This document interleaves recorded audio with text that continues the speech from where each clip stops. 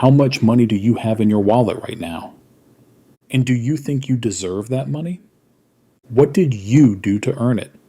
Did you truly benefit someone?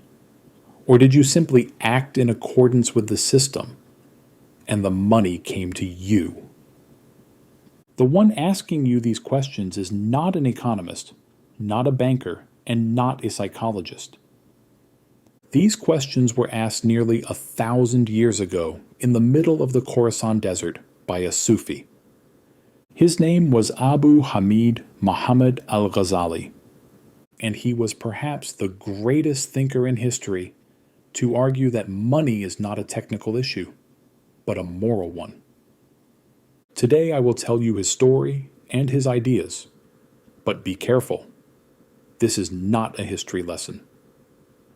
Because what Ghazali said 1,000 years ago is still one of the sharpest tools for understanding today's banking crises, consumerism, and economic inequality. The year is 1058, the city of Tus, northeastern Iran today. Khorasan. A small child sits beside a tired donkey in a stable. His father, a simple thread spinner struggling to make ends meet, tells him the same thing every night. My son, you will become a man who thinks. I could not, but you will.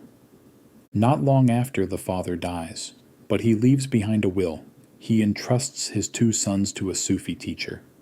Spend my money, but educate them. That child, Muhammad al-Ghazali, would grow up to become one of the brightest minds of the Islamic world. He studies in Nishapur, becomes a student of Al-Juwayni, one of the greatest scholars of the time. He learns jurisprudence, theology, philosophy. He reads Aristotle in Arabic. Soon, he is invited to Baghdad, home of the Nizamiya Madrasa, the Harvard, MIT, and Oxford of that era, as the chief professor. He is 34 when he arrives. The streets are crowded, the markets loud, power filled with intrigue. From the caliph's palace to the vizier's council, everyone listens to him. He is at the peak.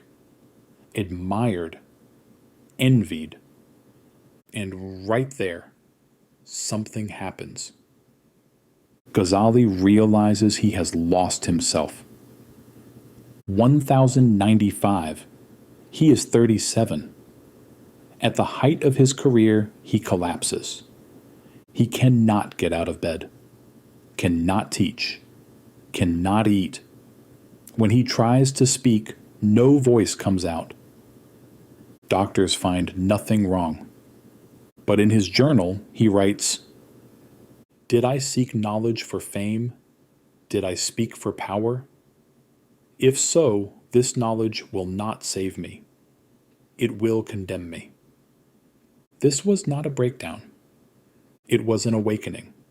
Ghazali leaves Baghdad, leaves his family, his career, his wealth. For 11 years, he travels through Syria, Palestine, Egypt, and the Hijaz. In Damascus, he isolates himself in a mosque tower. In Jerusalem, he spends hours in contemplation. During these years, he writes one of the most influential works in history, Ihya Ulum al-Din, the revival of the religious sciences. 40 volumes covering everything: worship, ethics, psychology, relationships, governance, and of course, money. So what did Ghazali think about money? First, understand this. In his time, economics was not a separate science. There was no monetary theory, no central banks. But with intuitive genius, he asked questions modern economists still debate. What is money? He asked, and answered, money is nothing in itself. It is a measure invented by people to evaluate each other's labor, just as we invented scales to measure weight. Do you realize how deep this is? Ghazali defines money not as a commodity, but as a tool. Money does not carry value. It connects values. It is a language. Dinars and dirhams are useless by themselves, like stones, but stones build bridges.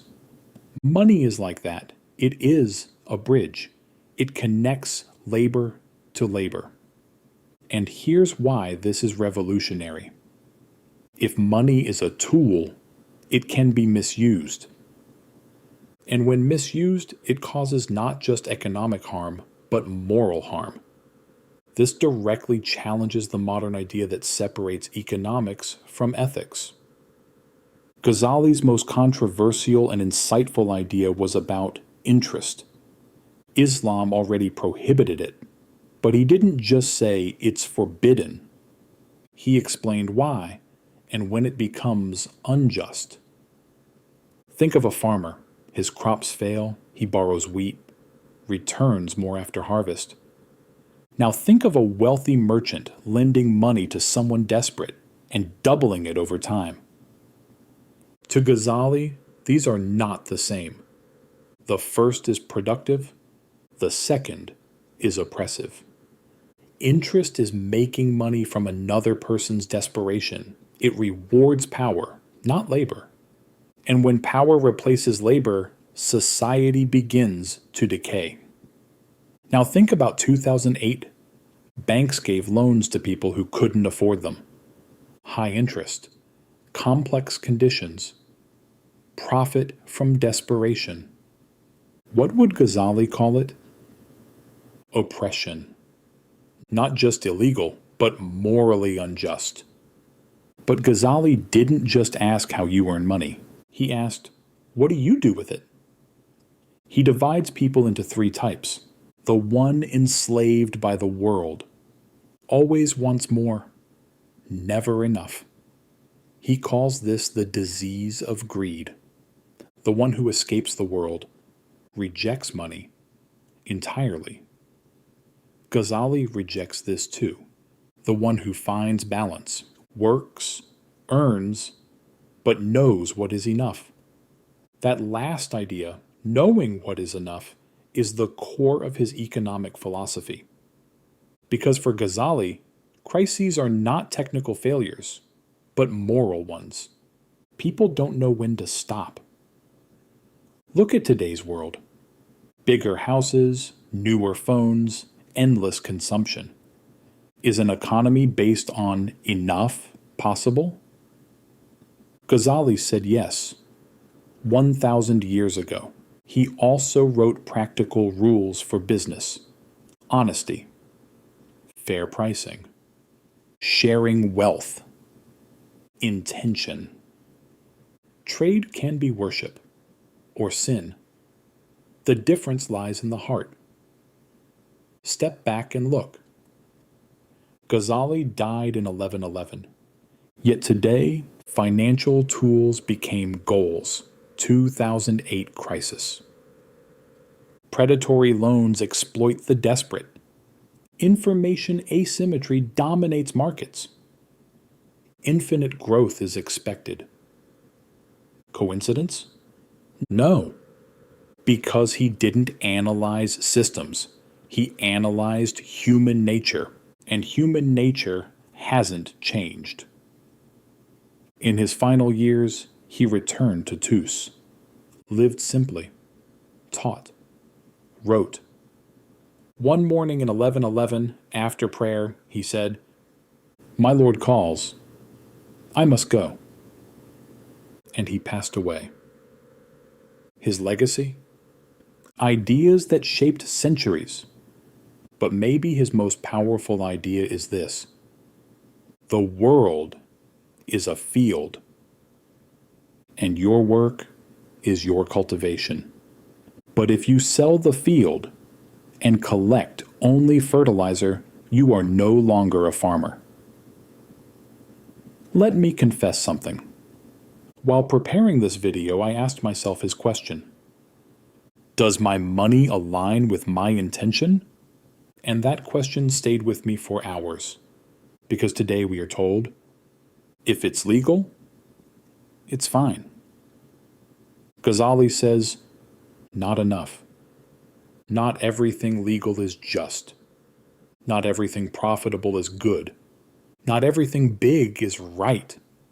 And maybe that's his greatest gift, to make you question. Because without questioning, you cannot grow. And without growth, you cannot change. 1,000 years ago, Ghazali walked away from everything. Why? Because he realized everything he owned was taking him away from himself. And in the end, he found something harder than wealth. Knowing what is enough. 1,000 years later. Are you ready to learn that too?